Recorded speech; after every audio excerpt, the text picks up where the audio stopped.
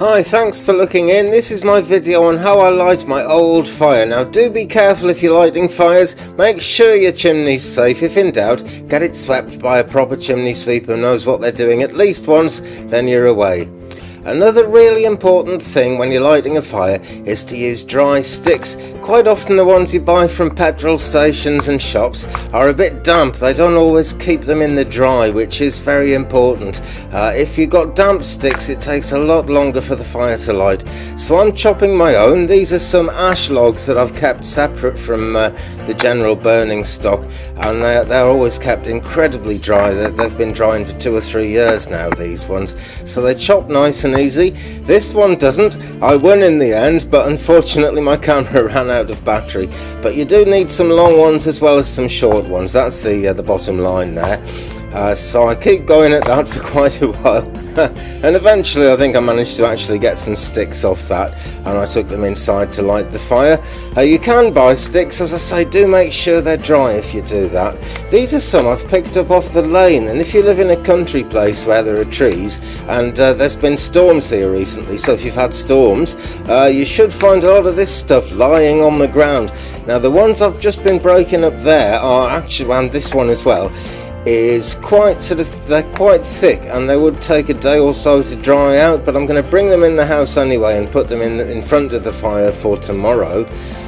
These ones though, the one I'm doing now and the very small ones that I'm about to put in there, when they're very small, for some reason it doesn't seem to matter if they're wet. They just get going and they give off some kind of gas. It's a strange thing and I don't understand it, but I am going to burn those very small ones now because they will contribute something to the heart of the fire. And what we're doing when we're starting to light a fire is to build up a heart in it. I must apologise for my fireplace, which is absolutely filthy. It gets that way with logs, and I'm afraid this one's on its last legs. It's got some cracks growing, and after this burning season, maybe in another 6 to 8 weeks or so, I'm going to stop using this one and I'm going to stand a little wood burning stove in front of it and work that way instead. There's one of the wet ones. Here also is a wet log. This would take hours to catch fire, but I keep a few of these near the fire so they'll be drier out a bit quicker to use. And here's a really dry bit. When we talk about drying wood out, what we really mean is seasoning it. And when a piece of wood is as dry as the one I've just shown you, that bit of ash there, even if it got rained on and was a bit wet, then within an hour or two in front of the fire it would be dry enough to go on, because it's really seasoning more than drying out. It's just that the seasoning makes it dry out, so that's come to be the way we think of it. Anyway, you need to clear yourself a nice space around the fire. It's quite important to have room to work, and you need to be safe at all times. You see, I took the fire guard away there, and I will be putting the fire guard back as soon as the fire gets going, because bits and pieces can drop out, especially because this fireplace is meant really for coal, and I will be putting some coal on, but lighting it up with sticks in the first place, you have to be careful, they can slip through. So I'm going to stay here and watch the thing all the way until it's burning. Take my advice, be safe. Men with funny hats on at the wrong angle are always right about being safe, that's my experience.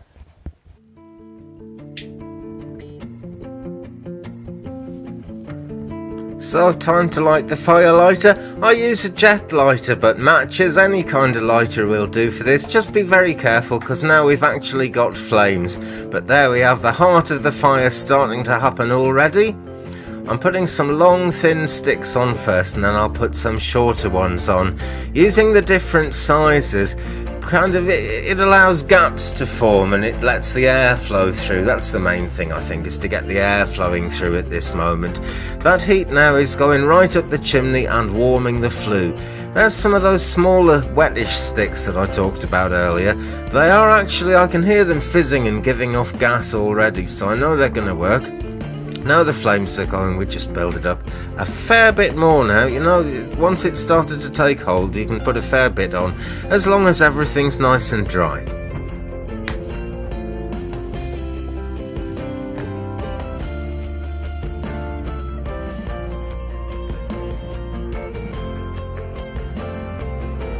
And it's really starting to glow now.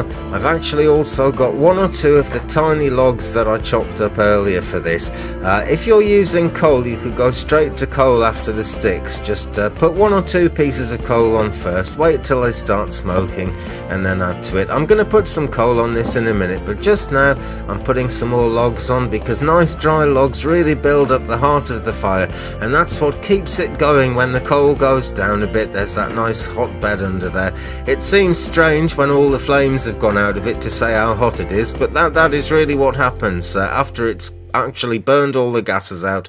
Well, that's how we have barbecues, isn't it? And it works very well. Anything you put on top of hot ashes, hot embers like that will eventually go. Not hot ashes, but hot embers that are glowing a bit.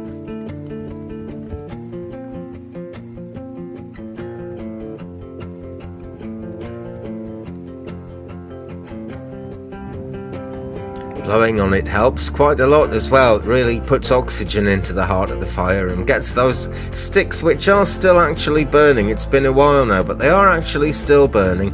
It gets them to really light up, and it blasts the heat up the chimney, which gets the draught going. So it pulls the smoke up, it pulls the air up, it pulls all those sparks in. But do be careful. You can see there why we need to have spark guards, because that can happen even when you're not poking it. I know I'm using a wooden poker, that's insane, I know, but it's just the way it goes. If you're using something like this, make sure it's absolutely not alight or on fire anymore before you pick it up, because they can be smouldering, and I've picked those up and I've really screamed with the pain of it, so do be careful. All the wood is burning down now, and it's just about ready for some coal.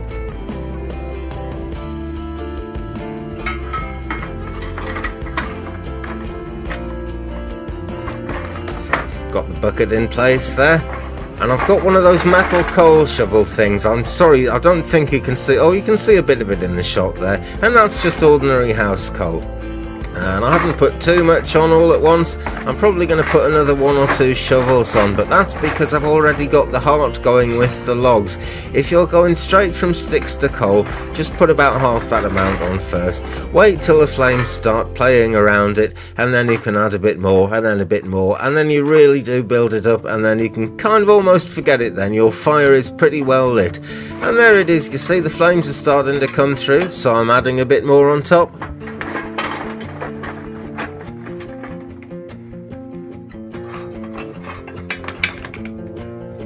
And you can see there, another thing we've got to think safety about. Safety is first. With all of this, you can get problems with fires. Obviously, they're hot, so do be careful. That smoke contains a lot of carbon monoxide, and that is why it's important to know that your chimney is drawing and is clear. Sometimes old chimneys that haven't been used for a long time have become obstructed and might even have fallen down inside. So do get a sweep if you're not sure. It's not rocket science. I'm sure just about anybody could sweep their own chimney, but I'd get it done by a professional the first time. I did, and that way you're sure you're not going to knock any bricks out of the chimney or knock a chimney pot off the top, anything like that. So it's really throwing out that carbon monoxide. It's important to have ventilation as well, because to make that carbon monoxide, it's actually sucking CO2 out of the room, and we do really need that. So have a window open or something. Modern building regulations in just about every country of the world now require that you have a ventilation hole somewhere in the room to make this right. But if you haven't, leave a window open, it'll be fine. You've just got to keep a flow of good air coming through there.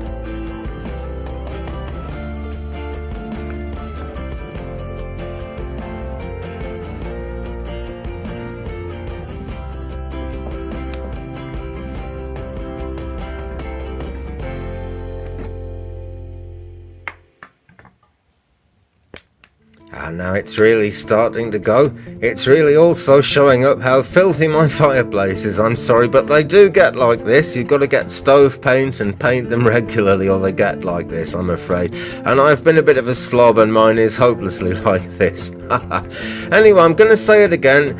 Safety first all the way. I've said very little else, I know, but it is super important. Once you get to this stage, you've got your fire going, no worries. You can keep adding coal to it as and when necessary. Just be careful it doesn't spill out of the fire. Okay, thanks for watching. Don't forget to hit the like and subscribe button, leave me a comment, and we will share the journey. Thanks very much. Goodbye.